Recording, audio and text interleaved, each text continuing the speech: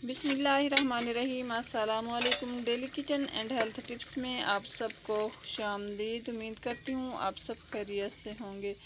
तो बस आज जो है मैं दोपहर के खाने में बना रही हूँ आलू मेथी। मैं किस तरीके से बनाती हूँ ये कभी मैं आप लोगों से फिर शेयर करूँगी।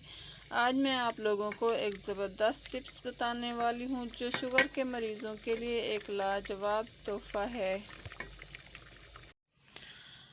तो व्यूअर्स, आज हेल्थ टिप्स में मैंने जिस चीज़ को लिया है वो है जामुन। जामुन का फल शुगर के मरीज़ों के लिए बहुत ही ज़्यादा मुफीद होता है। जब इसका सीज़न होता है तो इसका फल खाएं और इसकी गुठली को ज़ाया मत करें, उसे खुश्क करके आप रखते जाएं। जब फल का सीज़न ऑफ होता है तो फिर आप इसकी गुठली को बारीक पीस कर सफ़ूफ बना लें। आधा खाने का चम्मच सुबह को और आधा खाने का चम्मच जो है आप शाम को इस्तेमाल करें।